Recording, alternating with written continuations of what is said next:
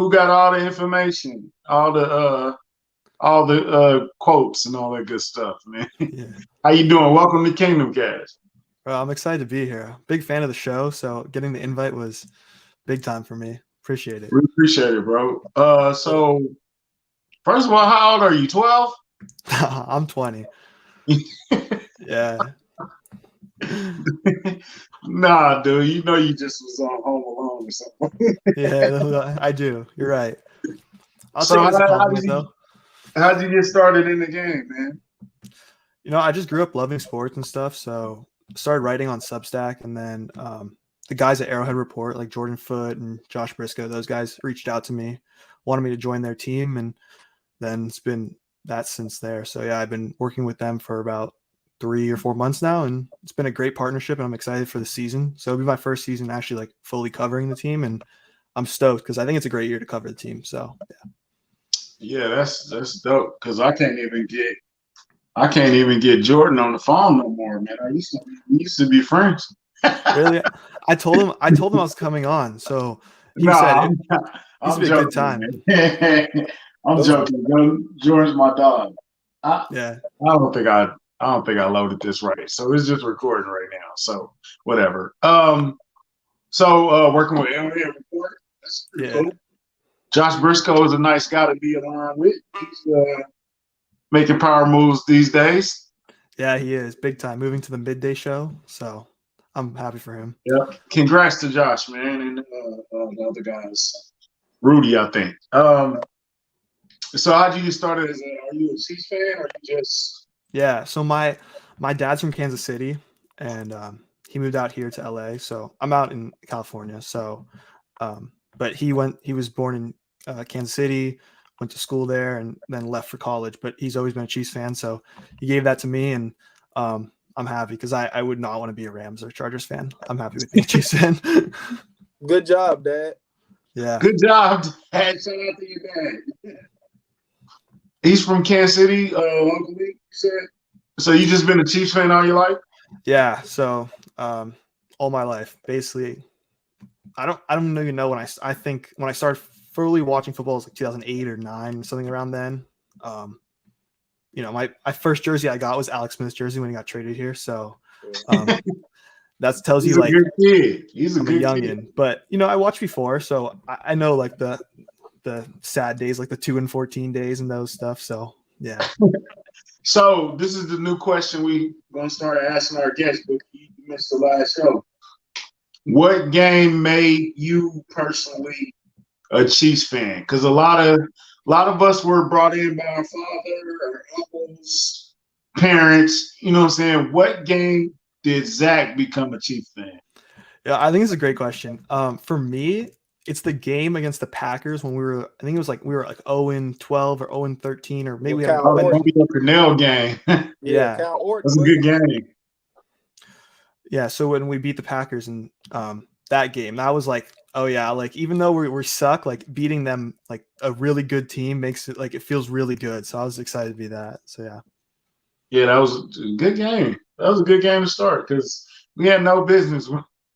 No chance, no business. That's the Kyle Orton game, right? Yeah. Yeah, it was. It was. It was like a weird score too. It was like 19-12 or something. It was like a weird. Yeah, it was. I think we won like a last minute interception or something like that. Yeah. Kind of sealed the game or something like that, if I remember correctly. Them were some of the best times, man. We had low expectations.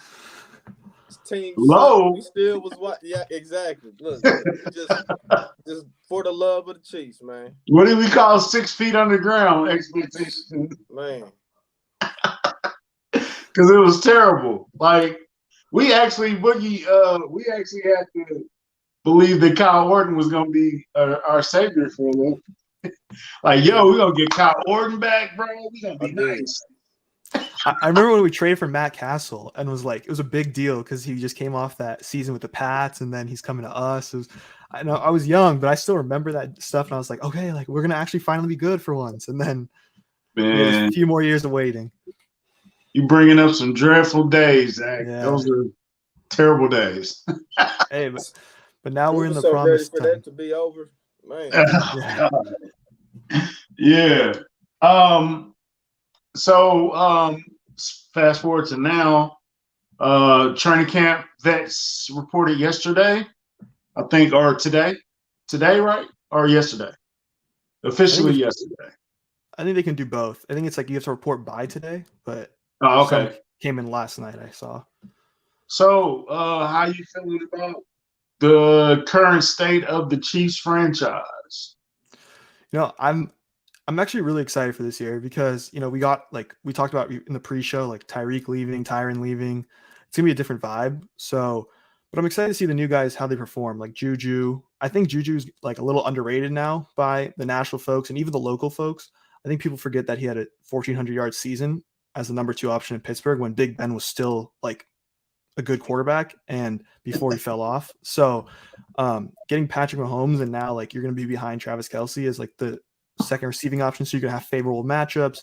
I think he'll have a pretty big year, so I'm excited to see him. And then on the defensive side, I still worry about the defensive line. Obviously, I think everyone does. With they didn't do much this offseason except for Karlaftis, but he's a rookie, so I'm not sure what to expect from him. But I like the additions in the secondary as like Justin Reed and then the draftees as well. So I think it'll be a fun season to watch. I think they'll still be contender, and obviously I'm still going to pick them to win the Super Bowl, but I think there'll be some growing pains in the beginning of the year, which it'll be interesting because I think it'll be different than the years past where like instead of, not being like fast enough or athletic enough to get to make the play, these guys are it's more like mental mistakes. So it'll look better at the end of the year when they get that mentality and they learn from their mistakes. At the end of the year, they'll be cleaner. And then that athleticism will be able to show and like be able to make those big time plays. So I'm excited. Because I think me and Boogie subscribe to the philosophy of we don't care if you make a mistake. If what you're attempting to do is the attempt that matters, it's not the mistake. You feel me? So, like, if you're jumping a route and it's just okay, you was close, you almost there, you know what I'm saying? Anticipate faster, work on that. So I don't think we'd be mad at that type of mistake, which I think is what you're trying to say is like it's gonna be a little mental rookie. They never been in that situation type of mistake. They'll be like a bit slow here, a bit slow there because they're just not as quick to processing it. So once they get that processing speed up to playing like to the NFL level, then they'll hit their stride. And like Spags defenses usually start off slow, so it's not like a big shock that they're going to be, if they start off a little poor this year. And the Chiefs are very young on defense, man. Like, very young. We talk about that enough, how young they are. Yeah, they Zack's age on defense. Yeah. Yeah. You can make that mistake in week 3, but week 9, I don't want to see that mistake. No. Same. You know what I'm saying? So I want to see that improvement over the course of the season. You know what I'm saying? So a dumb penalty here and there, cool, through like the first 4 weeks. But week 8, I need you to lock down. That shouldn't be. You should know the rules and you should know what to do. You know what I'm saying? So week 16, you shouldn't be falling down on the ground, Mike Hughes. Yeah, I feel that for sure. In the playoffs. Yeah, no chance. I'm happy. I was just watching the highlights of that Buffalo game. He literally just fell on the ground. Yeah. Like no. He didn't have a good year, man. He didn't have a good year. He had that one game where he showed out. He had a terrific game, actually. If you would have brought half of that for the rest of the season, we would be talking about Mike Hughes in a different way. But it's funny because he's a better punt returner. He was a good punt returner. No, because remember he got hit by the Raiders. The Raiders punter hit him and he fumbled, he got forced fumbled by the Raiders punter. That was a joke. I couldn't believe when that happened. Why you bring that up, Zach? No, because Boogie said he was better punt returner. I gotta bring him down. He's just not a good player. I like the energy he brought to the punt returning though. He brought a lot of energy. Yeah, I'm of the philosophy like with Mahomes at quarterback, just don't return because there's nothing that like it's like very small that like something great is gonna happen. It's more likely that something terrible is going to happen. So I'd rather not like lose yards or fumble and just give Mahomes a chance to get the ball. But Tobe is the exact opposite of what you just said. Yeah, I know. That's crazy. But I always say, like, plant your heels on the end zone line or the 10-yard line. The ball just goes an inch over your head. Don't touch it because it's just not worth it. Who y'all think will do special teams this year? I'll throw a name out, Pacheco. Okay. Yeah, definitely. I mean, you ran a 4.37 in the 40. He looks pretty built too. I think, like, I made a comment on Twitter. It was like, he's yoked. Like, it's not like he's like a skinny fast. Like, he's big too. So I think he can handle that duty and obviously he has to make the team as a running back first. But if he can really return well, then that gives him the edge over another like borderline guy. Are we all in agreement that we're kicking McCall off special teams? Like, that's over. Not that he was bad or anything. It's just it's time for him to focus on being a wide receiver. Period. Yeah, I think that experiment is done, bro. I would like him to get out there maybe occasionally a little bit. Maybe if you're trying to get his adrenaline pumping or he having that type of game, maybe if he take that next step. But I think right now we need him to be a number 2 receiver in this offense. We need an 800-yard type season from McCall. So, yeah, get him out special teams. And he don't want to do it. You know, we've been talking about that all last year. He don't want to kill me for it. Get him out there, man. Sully had a field day with me because I said I don't think McCall wants to do kick returns or punt returns, and I didn't think it was such a big deal to say that. You know what I'm saying? He just didn't look like he wanted to do it. You know what I'm saying? When he got benched during that time, he got benched or whatever that little discipline was. So yeah, everybody had a feeling back with that. Pacheco's good. What about McKinnon? Would you throw McKinnon in there on punt returns maybe? He's injured a little too much for that. That's why I'm saying no to it. Yeah, I was going to throw that out, the injury issues, and then also he's a little older. So it's like, does someone like that really want to be taking that wear and tear as the punt return? I mean, for him, if he makes the roster, like, he kind of has to do it, but I don't know if, like, that's where he's best suited, I guess. I think I'd rather just give it to the young gun and let him. What about one of the young corners that we drafted? Josh Williams, Watson. One of those type of guys. Williams is like long. He's like 6'2" or 3. He's big. So I don't know if he's like the, this punt return or kick return type. Watson's also pretty big as well. So they had the video of Williams walking down the hill and his arms were touching his kneecap. Dude, it's crazy. And he was standing straight up. It's nuts. Dude is, yes. Bro, he can scratch his calf muscles standing straight up. Yes. His arms were, I was like, he's a freak.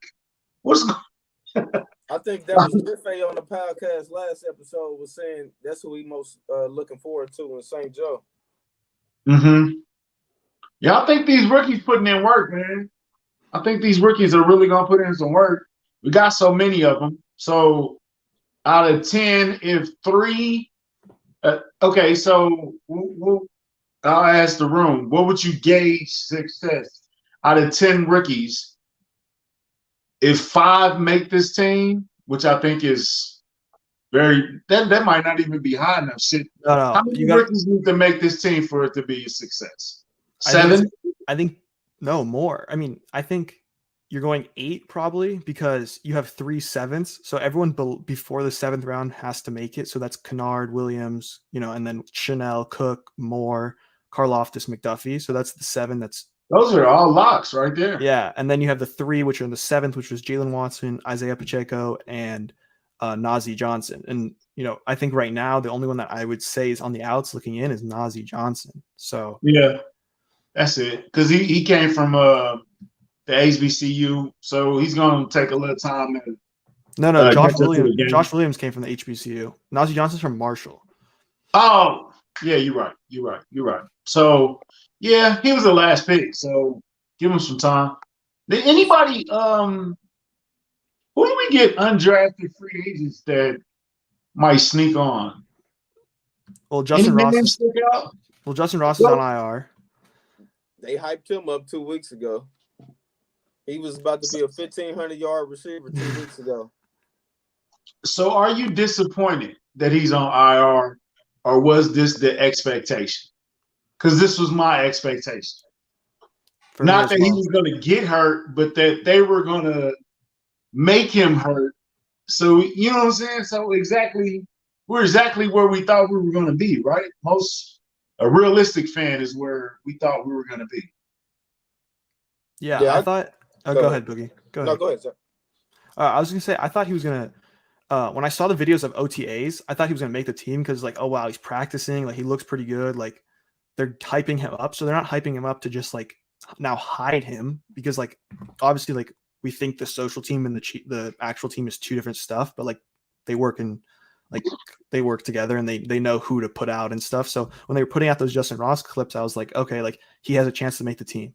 And then when they went in and they started saying like, oh, when Andy came out and said his foot was bothering him and you know it wasn't as right as how he like wanted it to be, it made sense because his testing was so poor and it just made sense that maybe they wanted to just see him on the field and then be like, we're going to do a cleanup, give you another year removed from the next surgery, your foot is going to be better, and then you can come back for OTAs next year. And then when you know McColl might be gone, Juju might be gone, so spots will open up that you can make this roster and actually contribute. Agreed. And they signed him to a 3-year deal too. It wasn't just like a 1-year, $50,000 deal. You know what I'm saying? So they put some time on that deal. I think that was all. This all makes sense. That's what I'm saying. Nobody should be like incredibly shocked that the situation that he's in right now. I just had low expectations going into it anyway, just from what Zach said, how he tested so bad. Like when you get hurt like that in college, I don't, and it's a more physical game in the NFL. I don't know why people expected him to come out this year and just live up to potential. Like to me, him and Josh Gordon, that's all in a whole nother pile. I got low expectations that they make the team. If they do anything, it's a positive. But I have no goals for them this year. I'd be shocked if they contribute any, honestly. Even next year. You know, speaking of the social media team hyping guys up, it's Jordy Fortson season again. What do you think about Jody this year? But is this the year? We have at least seen him do this before he True, got hurt. true, So true. it's a little different. I'm buying all the stock in him though, because he's something we don't have. That type of receiver, hybrid type tight end, we don't have that type. We can throw that ball up there, tell him to go get it. You see, they kept saying he had a couple touchdowns in the red zone. You too. Yeah, I think that's how you use him, just like that. I think he so you're way more bought in than you were last year? Because you've seen a little bit of it. Yeah, because I was buying into him from training camp up into the season last year. But like I said, we seen what he did in a game or two, so it's like we know it can happen. So now we got to see how good can he be. He got the tools though. I like it. What about you, Zach? You buying in on Jody Fortson? Yeah, I think I'm going to buy it. I mean, it's pretty remarkable that he's back from already the Achilles injury. Like I think he tore it in mid-October, and you know he was actually on the field during OTAs. So like that's like 7 months maybe. Like, and now he's going to be full participant in training camp. I mean, that's pretty remarkable. So I had hesitancy like after the Achilles tear, like, oh, he might not be back until like, you know, another full year. So whatever, October this year, and then working back into the system. But if he's back now, like there was times last year, like the Chargers game, he was in the slot and ran a slant, and Mahomes just chucked it like very quick fire, high point it. Jody went up, got it. No one could even contest it because he's just that big. So like, as Boogie said, in those red zone situations, that guy will be a threat and like make a difference too. Is there any? I like the word hesitancy. I can't say it, so I'm not good at speaking. But is there any like fear of maybe maybe he came back a little too soon? Maybe he rushed it. Any fear of that? I think just in the sports world, period, Achilles is not like it was like 10 years ago. Just like Really? 10 years ago, if you tore your ACL, it was like, damn, man, we don't know if he gonna bounce back. It's gonna take 2 full years. Like that Now, that medicine, was sports career. That was medicine. damn near career ending back in the days. Yeah, like the medicine and the doctors, they cold now, man. Them surgeons know what they're doing. If he ready, he ready. Like you said, he didn't even start on the PUP list, bro. So if he's that far along, and it's not like we using him to be Travis Kelce, we still got Noah Gray. So we still got other options. We don't got a end zone. Red zone is all we need to use him at first half of the season. Yeah. And speaking of, go ahead, Zach. I'm sorry. I was gonna say, like what Boogie said, like you don't need to like push him all the way. Like he doesn't need to be running 30 routes a game. It could just be 10 routes in these specific moments where you just need him. So, and then like later in the year, you have those times where he can build up and get to 25, 30 routes a game. And then now he's a bigger threat. Like that. Yeah, good answer. Speaking of PUP lists, physically unable to perform lists, a bit of a shocker. And to say the theatrics, Nate Taylor came out, friend of the show. Nate Taylor, what's up, Nate? Nate came out and said it's not as serious as people say it is. It'd probably be a couple of days. Here's my theory that I was thinking when I was getting a popsicle out of the refrigerator. He's a little hurt, or he's ill or sick or something like that. And they didn't want him to not pass the conditioning test. You know, you got to pass the conditioning test when you get to, and he's probably not going to be able to pass it like right off the bat.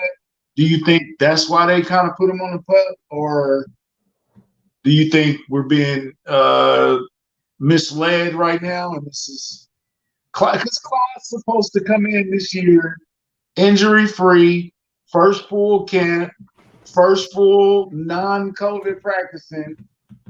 Have you lost all faith in Clyde Edwards-Helaire? I don't think I've lost all faith, but like you said, Country, like it's tough because it was supposed to be his first fully healthy year, and now like that seems like to be derailed.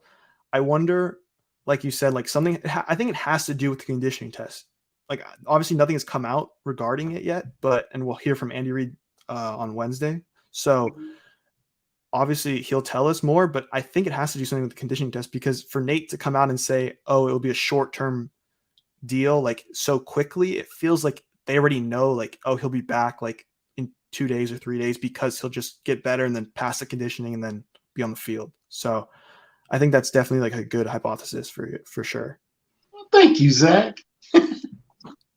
It could be something small like that, but I will say, when you just look at the history of the football and all that, these are the type of things that start happening when somebody get their job took, man. It's him missing time here, then he getting hurt here, then Rolando Jones have a good game here. Then it's just like, all right, we just riding with him now. We're going with the high hand.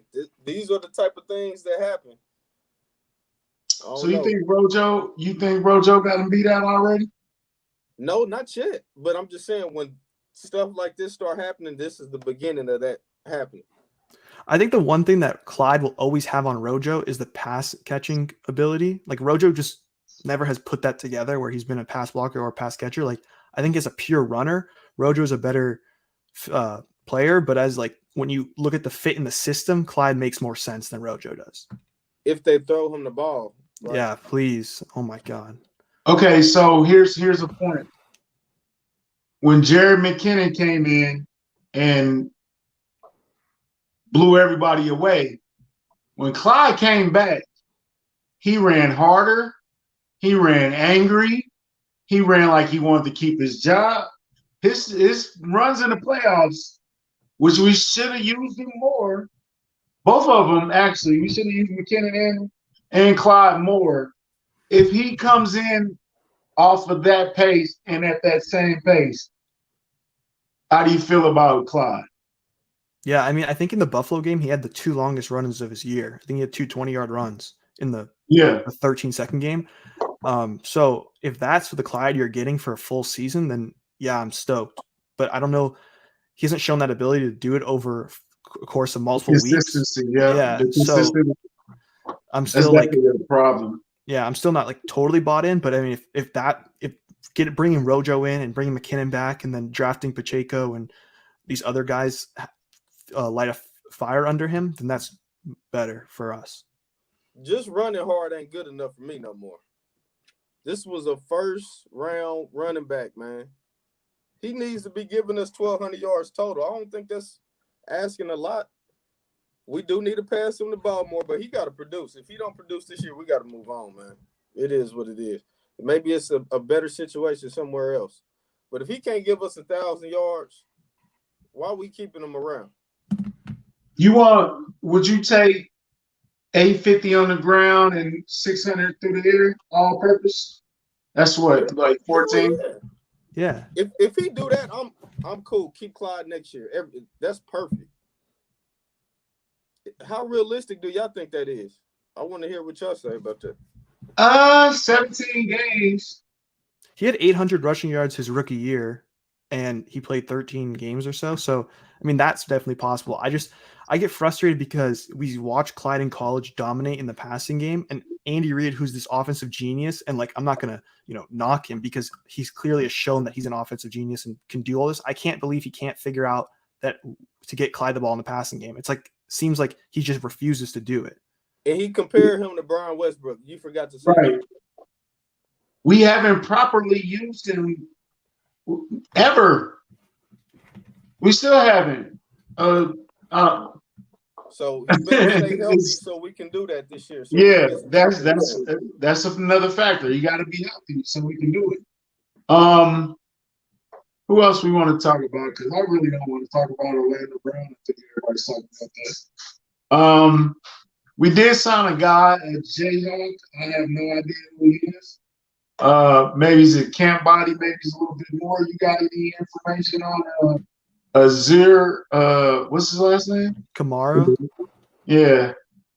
Yeah, I mean, he was on Hard Knocks with the Cowboys last year, so like I got to know his story a little bit. Like he's from a different country, and he came over and he played college ball, and he was just trying to make the team. And nice, seems like a cool guy, nice guy and stuff. But he played 9 games. I looked it up. He played 9 games for the Cowboys last year and played like only 6% of the snaps and recorded 3 tackles total and no other stats. So like, I just think it's like a camp body or, pretty much a guy who just, I don't know, they're figuring out a different position or because it doesn't seem like that. I mean, that's not the guy that's going to come and solve our edge rushing problems. No, I wish.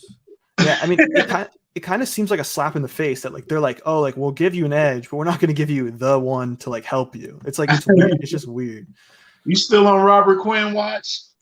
Yeah, I think so. I mean, it makes it really difficult because Orlando didn't sign a long-term agreement because that would have lowered we'd have had more cap space, which we would have been able to fit Quinn's salary in. So right now I've kind of like, changed my vision to more of the free agents. And I really like the idea of Carlos Dunlap coming in. So he had 8 sacks last year. Zach. Yeah. So, I mean, I would take a Dunlap. I would look at Trey Flowers is still out there. I think now is the time it's going to start ramping up, though, because it's training camp time. It's almost – we can smell it. You know what I'm saying? Like, it's close. You know what I'm saying? So, once the games start getting played and vets on the street, that's when – yeah. I wouldn't mind Dunlap. We don't need – Go ahead, Zach. I'm sorry. I was just saying, you don't want to be left out, so you don't want to, like, to have your last pick. You just want to get – I think Veach should try to get a guy now. And, like, even if you say, like, oh, we'll have an agreement where it's like, all right, you're on a 1 year, whatever, 6 million, 5 million, whatever it takes. And then like, we won't officially sign it until like August 10th. So you still get 2 weeks off, but at least have that verbal contract to say like, okay, he's going to come in and help us. Yeah. Quinn is the diamond, but Dunlap is, I wouldn't be mad at some silver. You know what I'm saying? Dunlap had 8 sacks last year, had a similar pressure rate, a little bit lower, but I mean, if you're getting what, like 80% of Quinn at 40% of the cost, like I think that's much like better value than getting Quinn and having to shift money around to make it fit. Right. I'm definitely still taking Quinn first. Like regardless the price, I still would take Quinn, but Dunlap, if we can get him for the cheap, if you going into the season saying you still want to be flexible with your money, You still go try to get some other deals done, maybe sign Snead like we was talking about. Then cool, get Dunlap. Let's go into the season with that. So Quinn is your platinum package. Dunlap is like your gold package. Trey Flowers like your silver package. And then the bronze package is Randy Gregory. No, he signed to the Broncos. Yeah. Okay. No, I think like bronze is like like Jason Pierre-Paul or something. Yeah. That's who. He didn't re-sign with the Bucs yet? No. Nope. I definitely would take JPP. He know the system too. Yeah, I would have him up there. Look, speaking of the Bucs, Julio Jones to the Bucs. Like it? Yay or nay?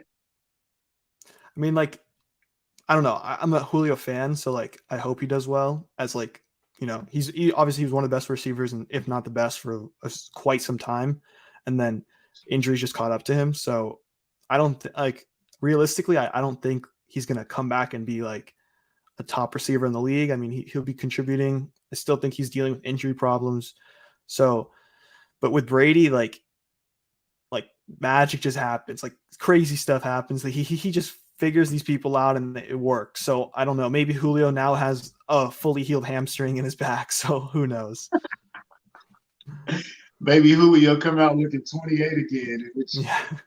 It'd be so Brady-like for him to transform. Do you think that he was washed? Do you think he's washed, or was that a Tannehill? A combination of Tannehill and they don't really run. They run the ball a lot in Tennessee, but he wasn't on the field a lot either, though. How many games did he actually play? What did he play, like 6? Didn't he? Did he play that much? I don't know. I think it might have been like 9 or something. Oh, okay. It was 9 sound high.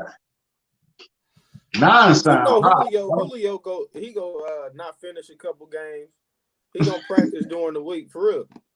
So I wonder how he is with Brady, because Brady is all practice is how you play, 100% practicing. He is like, I'm not practicing, but I'm game time decision, I'm gonna play. But I think they'll just use him in situations. He's not a 1,000-yard receiver no more. You don't need him to be your number 1 or 2. Where does he fit in though? Like he's not gonna take no catches from Godwin and Evans, is he? He's not taking. He's boundary. I mean, he's going to play like X or Z, and then Godwin goes in the slot, and then Mike probably takes the X, and that's your trio right there. And then you have whatever running back and tight end, and Brady goes. Yeah, the fat Fournette. Leonard Fournette. He's hilarious. Man, you said you didn't want to say nothing about Orlando Brown, but what's up with what Tim Grunhard said, man? Oh, yeah. So Tim Grunhard, friend of the show. What up, Granny? Granny supposed to come back on and promote his book, too. We haven't forgotten. Granny said that he doesn't expect Orlando Brown to show up at all in St. Joe.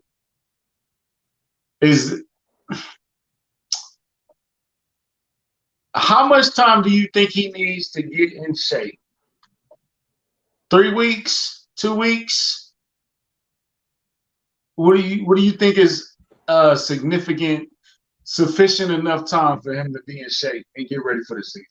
Because missing games, I think we all agree that missing games would be that's dumb.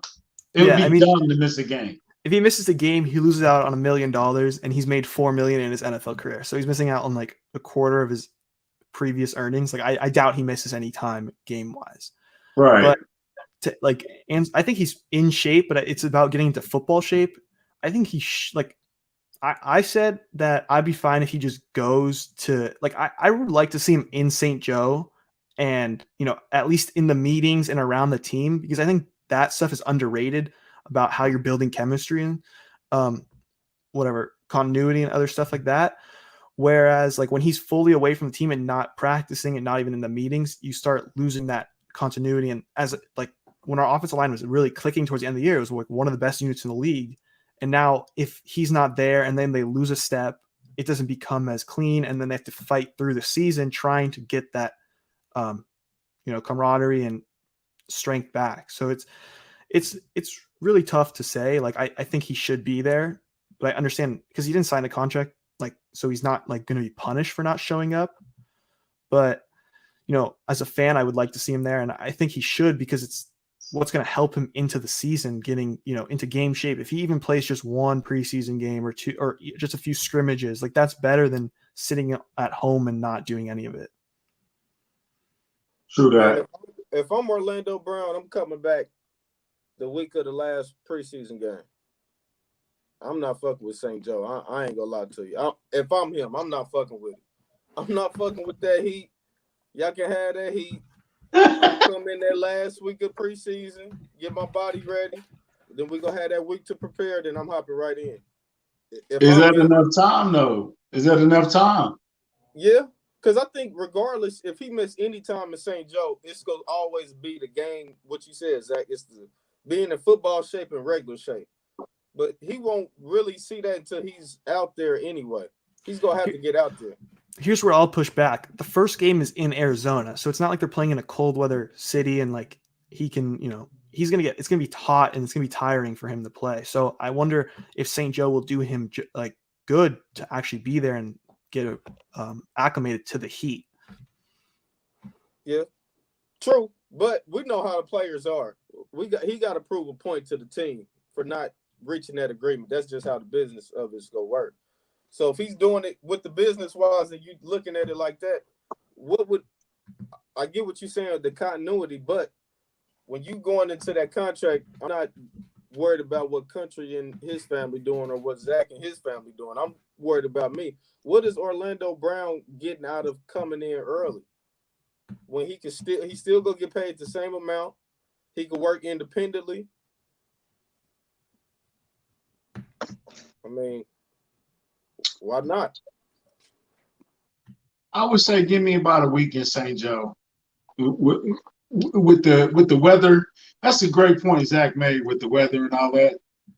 Give me about a week in St. Joe, and come in and get around your teammates and build that bridge back up. You know what I'm saying? Not to say that the bridge is burnt, but build that camaraderie back up. Get that, get in line. And yeah, give me about a week or 2 weeks.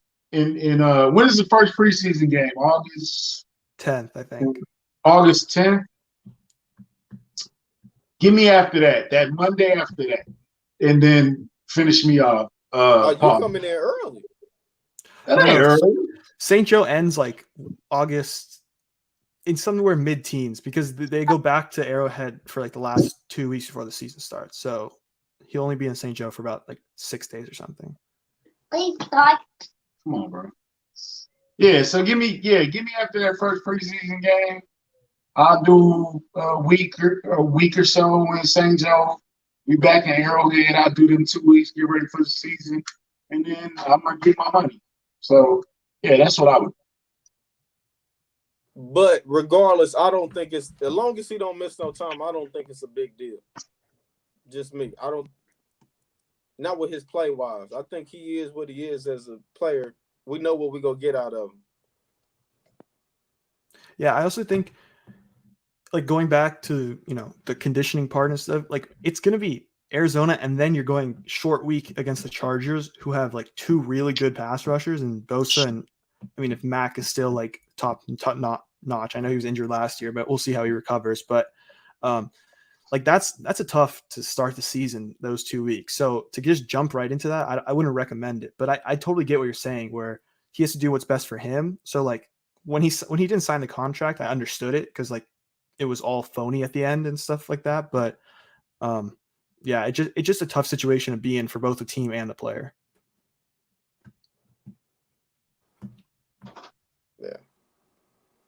Yeah, Orlando, just come on, man. Just come on, play. You bet on yourself. We all gonna be watching you, so you put the pressure on yourself.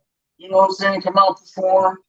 We know you're a Pro Bowl caliber player. You've done it numerous times. So go ahead and build on that. If you can be like a second team All Pro, pay that man his money. Period. But you got to come out and play You can't get paid sitting down. You know what I'm saying? So I also thought it was interesting how like Andy was so nonchalantly like, oh, like, yeah, Joe Tooney will slide over. Like he just like totally didn't even like give it a thought. He was just like, yeah, Toonies can play there. But did you take that as a jab, or did I didn't see the video. I just read the comments. When I'm reading it, it sounded like a jab a little bit. Yeah, it was a little bit of a jab. I think there is some like animosity or negative feelings, but I don't think it's like the bridge is totally broken where like Orlando can't return or like can't get a long-term deal. But I just think it's interesting how like when Orlando said, oh, I'm going to hold out for myself, and he was like, okay, we'll just fight back and say like Tooney is going to slide over. For sure. Yep. I felt that too. hey, but you know what? Is one bridge that he has is probably the most important bridge, and that's 15. Long as that bridge to 15 is open and the streets are clean and the sun is shining, then he's cool. But if that bridge gets dark and foggy, then he in trouble. Period. Like that's the only bridge you can't break. But Orlando Brown would get paid somewhere else, so he all right. Yeah, I'm just saying he wouldn't get paid. I'm saying if he wants to be, well, the rumor is he likes the Chiefs. He likes Pat. He wants to be on at a winning franchise. We've heard that before, and then we see people go to Jacksonville for $50 million. So it's all a grain of salt. You know what I'm saying? So I think he handled the whole situation poorly. Like I don't want to like, he's obviously his own person. He knows smart enough. He's gonna make millions of dollars, so he's gonna handle it how he wants to. But like the way he did it was like he didn't hire an agent until 5 weeks before the deadline. Like was saying like, oh, I'm doing Pat's wedding. Like it was weird. Like I didn't know Pat was like you were the decorator of Pat's wedding. Like it was just a weird situation where he kept trying to avoid it instead of like facing it. I do agree. That was questionable how he hired his agent so late, knowing this is one of the biggest contract of your career. Like you said, he only made $4 million. This is his first time hitting the market. Why would he not have an agent, knowing this was gonna happen before the year ended? We knew Orlando Brown and Tyreek. Like, why would you wait so long if you know you was trying to get a bag? That kind of seemed fun. And then the choice of the agent is like, I did think that was crazy. Yeah, I mean, I understood it because like he didn't want any like biases between like the agent and the GM, but still, it's like weird to have that guy as the first client ever he's had as an NFL client, and then you're trying to sign the biggest left tackle deal ever. It just like doesn't make sense to have that pairing. No, it did. You think it's too many hours in the fire? Orlando, his agent, Jamal Brown, his advisor, and he trying to live up to his dad's legacy. It's like it's just a lot going on. So the more you look back at it and you add all those factors, and you like, well, they probably were gonna get a deal done anyway this year. You know what I'm saying? Like the more you think about it, and the more you start looking deeper into the details, not having an agent and focus on diabetes research and. I think it was the Chiefs too, though. All that we just said about Orlando Brown, I think was true. But I don't think the Chiefs ever, by the sounds of the guaranteed money they offered him, I don't think they ever was planning on signing him long term. With the guaranteed money being that low, like you didn't think he was taking that deal, bro. No, they were trying to get the best deal for them. If they were going to sign him long term this year, they were like, we're going to get the best deal possible for us. We don't care, because they know they have the second franchise tag in their pocket for next year. Exactly. And also like, I think the report was he was asking for Ronnie Stanley's guaranteed. He was never going to get that $71 million guaranteed. He's never going to get that. No. So if you're going to get highest signing bonus and highest APY, like maybe, yes, the Chiefs should have probably upped the guarantees another like 10, 15 million to make it like 50 million, but $71 million guaranteed is crazy. Like you said, it's crazy knowing 70 million when you know you could just franchise one more year. Yeah. And then you got to make a decision. So, yeah, Chiefs wasn't planning on signing them long term. So I think with this negotiation, it wasn't a fair fight.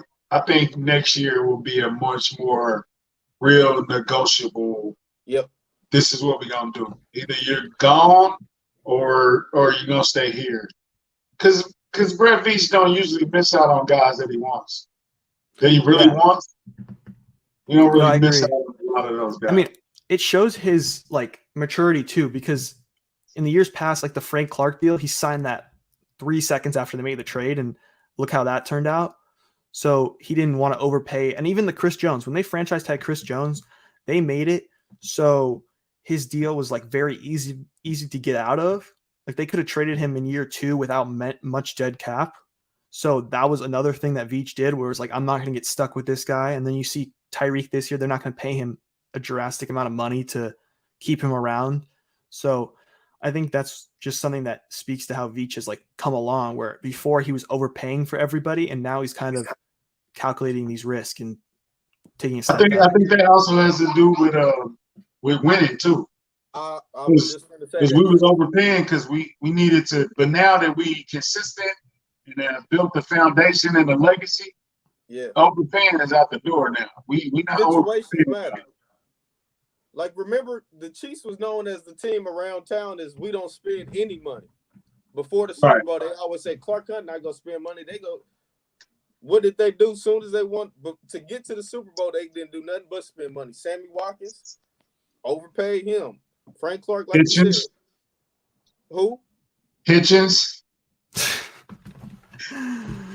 Hitchens, 53. Yeah, we was overpaying a lot of dumb moves. But that's what type of team we had to do that type of stuff at that time. Right. Now, when you got Mahomes locked up for $500 million, I can't go just pay this dude $30 million guaranteed just cause no more. Thanks. So it's one more thing I want to talk about too before we forget, man. Did y'all please tell me y'all seen that tweet from Dan Orlowski?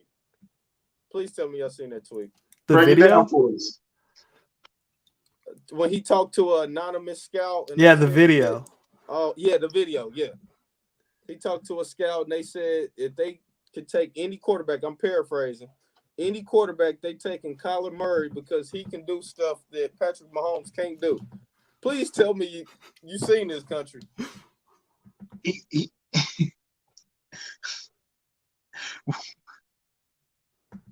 What can he do? I want to know. He said it was a couple things too. I want to know one of them. He can't ride. Pat can't ride in car seats. I think like the only thing that Kyler has as a skill that's over Mahomes is he's just faster. But I don't even know, like Mahomes is kind of underrated as a runner. I think he's very calculated runner where he knows what he's doing, and it's very, like in the Bills game, he was running a lot, but like he knew because they were playing man coverage, they would turn his back and he would just take the free yards. So it's a different type of running style than Kyler has. Saying you would take Kyler Murray over Mahomes at this stage of their careers is fucking crazy. I don't know if you guys were in it, but like, you guys know Mark Gunnels? That's my boy. Yeah, so he had that space about like Mahomes versus Lamar. And people I was in there, yes. Yeah, with people who are saying Lamar, oh my God, like it's the same thing. Like I know like Lamar's more proven than Kyler, but like it's like, come on, you can't have that conversation. No. And there's no disrespect. Like me and Country always say, I don't gotta talk down on Murray to big up Mahomes or Lamar Jackson. They good quarterbacks. I'm not that high on what's the name? Not Lamar, but Kyler, escaping my mind. I'm not. They're that both high like top on 12. Murray. Yeah, but I'm not as high on him as you are probably. But we gotta quit. Mahomes is the most disrespected player in the NFL now. It's crazy it didn't got to this, man. We got people talking about. I seen a Bengals fan saying, if hypothetically you would trade 10 first-round picks for Joe Burrow, but only 7 for Mahomes, you got people talking about you will pick him over Mahomes. He just can do stuff Mahomes can't do. Like, man, this shit. People take Lamar over Mahomes. This shit's getting out of control. That anonymous defensive guy saying he is a one-read quarterback. We gotta stop this, man. This shit has to stop, man. And Louis Riddick, I wish would not have deleted that tweet. He said, man, you can tell it's the off season when people just start saying crazy shit like this. You can tell, man. I'm ready for some real football. Because if you watch football every Sunday, I'm not talking about as a Chiefs fan, a football fan. We all football fans, though. Mahomes is on another level than Kyler Murray. Like, come on, man. This I mean, getting out of hand, man. I know people like to throw like Josh Allen in the conversation, or Aaron Rodgers, or Brady for this year because he was he was really good MVP this year, or second. But like even Mahomes is still a step above any of those guys. Like when you watch what he does, like it's ridiculous. And Rodgers is the closest because he's won 2 MVPs in the last, back to back. But like he hasn't had the playoff success that Mahomes has. Like he hasn't had half or 1/4. It's just like that guy. Mahomes is just so much better than, and all those charts where like Mahomes is in the top right and everyone else is like clustered together in like the middle and stuff. That just proves like every stat is Mahomes. But then analysts want to go on TV and say, oh, this guy, that guy, that guy, and never says Mahomes. It's clickbait. We have to get you talking about something. We got 4 hours to fill. 2-hour show live to fill. I need somebody screaming and yelling. I need somebody to be a character. Okay, Mahomes sucks. Okay, let's roll with that. That's gonna get Chiefs fan talking. That's gonna get my article clicks. That's gonna get me going back and forth with these guys. It works every time to perfection. It's just, but the thing that we gotta take from it, and it's hard to like find it in the middle, is I'd rather them be hating on my quarterback than not talking about him at all. Because how many teams in the NFL, nobody's talking about your quarterback. And nobody knows who your quarterback is. I just like, think that if I'm a Tennessee fan, nobody's talking about Ryan Tannehill. Nobody. Not in a respectful way. Like I said, Mahomes had one bad half, and we is overreacting on that part. This dude didn't. No, I think he's so good they have to do this. I think he's at the point where he's so good you have to manufacture crisis and critiques and criticism. You gotta manufacture. Mahomes' worst year would be Kyler Murray's. We would say this was a career year from him, man. That's what they were saying about Josh Allen, like last year, this year. His stats are identical to Mahomes, and they said Josh Allen career year, Mahomes like is falling off. Because Mahomes' off year is a career year for most quarterbacks. And that's getting to the championship game. Like Kyler Murray don't got a playoff win, man. Why are we bringing these? Come on, man. This shit got to stop, man. I'm serious. Kyler Murray can't even finish a season altogether. So hold on, he do got one playoff win, don't he? He did. No. He lost. He got smoked by the Rams this year. He got killed. He played horrible. Yeah. He played horrible that game. You sure right. Reminds me of Lamar Jackson. I'm just playing. Look, at least Josh Allen, A-Rod, and Brady, like you were saying, Zach, at least these guys, we done seen them do it. And it's still, like you said, they still not on Mahomes' level right now, but at least I've seen you do it. We've never seen Kyler Murray get hot and go in the playoffs, and we're like, oh, man, I don't know about the Cardinals this year, man. I don't want to play them. They was the best team in their division damn near all year, and then they folded. This is what Kyler Murray did 2 straight years. And they had the chance to win the division in the last week of the season. They lost to Seattle. They would have won the division and hosted they host the Rams or they host the 49ers or something, but they wouldn't have been away, and it would have been like they just blew it. Like because I don't know. Kingsbury. Hey, and what you say? Who we play week 1? Cardinals. Yeah, that's who we play. Oh, I can't wait to talk about that again. Hey, man. No D-Hop either for them. Yeah. But no D-Hop. Hey, Zach, if you take him over Mahomes, you don't need D-Hop though. Yeah. I don't want to hear that part. If you say we don't got Tyreek this year, that's true. So I don't want to hear no D-Hop excuses. Week 1, man, he need to get it done at home. Hey, I think it's gonna be a bloodbath. I think we're gonna kill him. I think Andy's gonna know that they need to just win on offense because that defense is not gonna be up to speed yet. So they're gonna try to pour it on. What's a lot of storylines that week one game, man? What would you call this season? Would you call this a revenge? Would you call this a get back tour? Would you call it a they disrespected us tour? What would you theme this season as? Something like that. I like the disrespect tour. I like that. I mean, I think a lot of people have like, Tyreek's gone, Tyron left. Like they're all about now they're not the same team because they lost Tyreek. And obviously, no disrespect to Tyreek because I love Tyreek and when he comes back and gets his jersey retired, I'll be happy for him and be, ecstatic. But like, I don't think like one receiver, no matter how great they are, is going to make that big of a difference because you have that best quarterback in the world. Like if you were talking about, the 10th or the 15th best quarterback in the world, then it would be a big hit. But you still have the best quarterback in the world who has proven to succeed with lesser receivers around him. Like the first game of his career, he's playing with Demetrius Harris, Albert Wilson, Anthony Sherman's playing running back. Like and he goes out and beats that Denver team playing their first team with like Vaughn and I don't know, was Chubb there yet? I don't know, but like Vaughn was playing, all those big guys were playing, and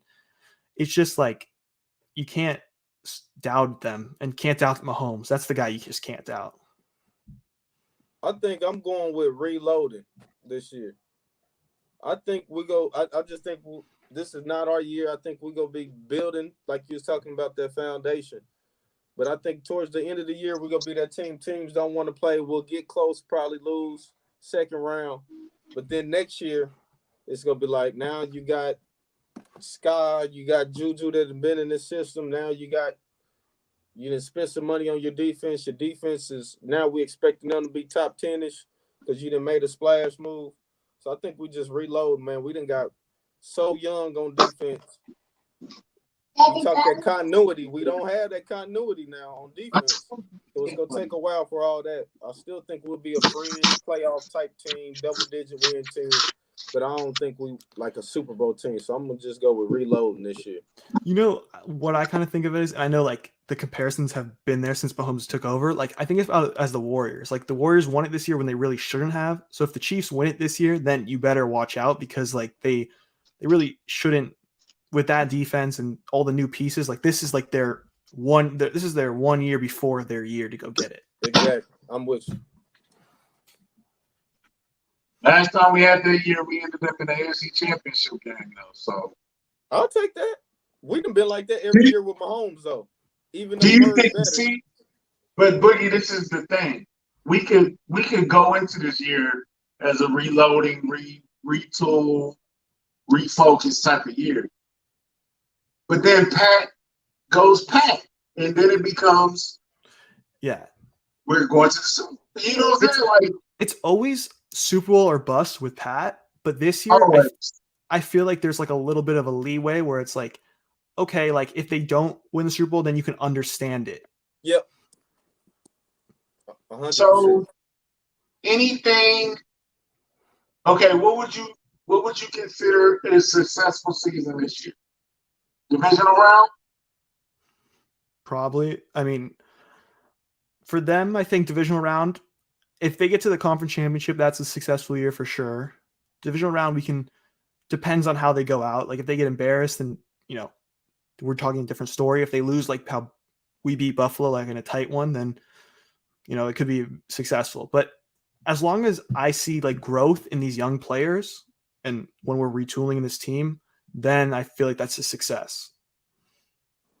I'm going AFC Championship. If we can get to I'm not expecting us to win the Super Bowl or get to the Super Bowl.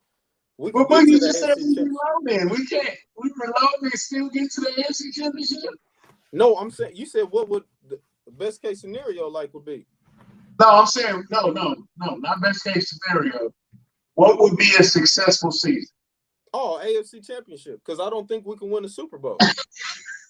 I don't think we can win the Super Bowl this year. So if we get to the AFC Championship, to me, that was a successful season.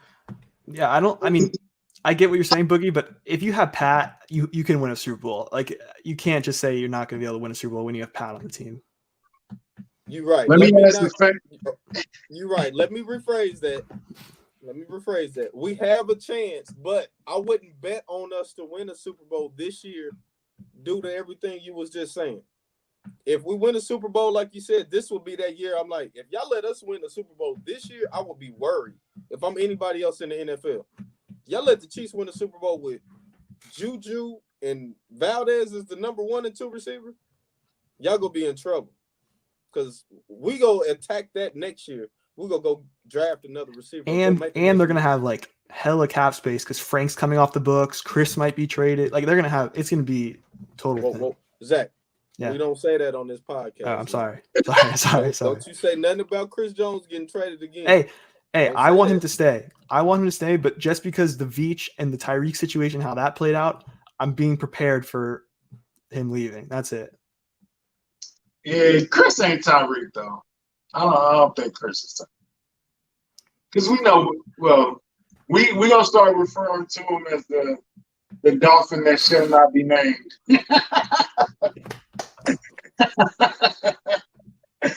Oh, we love you.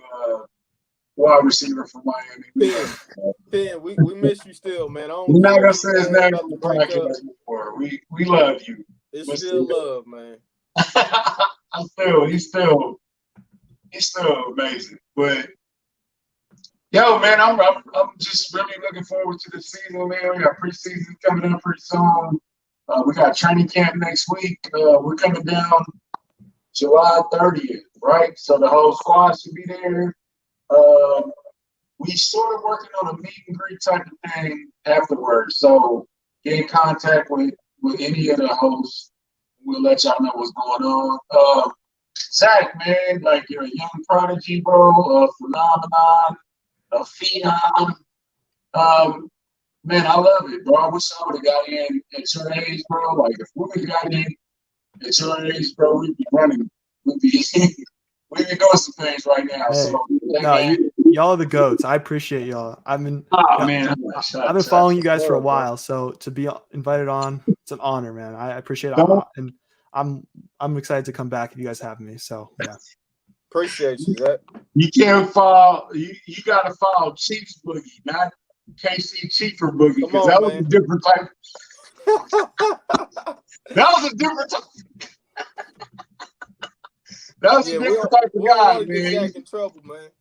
Nah, don't get Zach in trouble. Nah, man, I don't want your parents seeing that, bro. They be like, yeah, don't do that no more. No, man, but man, hey, man, we're proud of you, man, for real. And you're doing good work, and you stay informed, and you're in tune with the culture. You're in tune with the fan base, which is the major part. A lot of guys lose that, and that's when they lose. You know what I'm saying? So you got to stay in tune with what the fan base is doing, and keep doing your thing, man. We're proud of you, man, and it was a pleasure having you on the show today. You coming to any games this year, Zach? I mean, I'll try. It's hard. I go to the LA games when they play the Chargers here, so I like that. But I always love coming to Arrowhead. It's a great time. So, and I'm sad I'm missing training camp this year because I love going there too. So, yeah. But it's gonna be hot, very, very hot. Yeah, but it's worth it. You get to see the boys. It's great. It's great. Yeah. Okay, Boogie, you missed the show with Eddie Hines. So we did and I'm gonna get y'all both. I'm gonna get both of y'all answers, and we're gonna get out of here. Training camp survival kit. So we got water, got a chair, a bucket hat, and somebody said something else. I can't think. I think a camera. Anyway, what's in your training camp survival kit? A must-have. For me, it's gonna be some cookies, but I don't know what y'all gonna be doing, man. You know, I gotta be right. It's gonna be hot. I think y'all have some good things. I like what Kylie said, that umbrella. I actually might try that. Stay hydrated, man. Please stay hydrated. Don't pass out, man. My old ass almost passed out before. Don't do it. Seriously. Don't do it, man. Zach, what's on your training camp survival kit, man? I was gonna go with like snacks or something, but I'll say like a towel or something. Like something to cool you off, wipe the sweat off. Maybe like you have a wet towel to like, cool you off and stuff like that. So something like that. And a Sharpie. A Sharpie was on the list too. So, man, we're excited, man. We're ready to get this thing rolling. We back in gear. We took a couple weeks off, but now we back on track. We back consistent, back giving y'all the content that y'all want. Like, subscribe, follow the page, join the community. We're working on the Discord thing right now. We're working on everything, you know what I'm saying? A lot of ideas.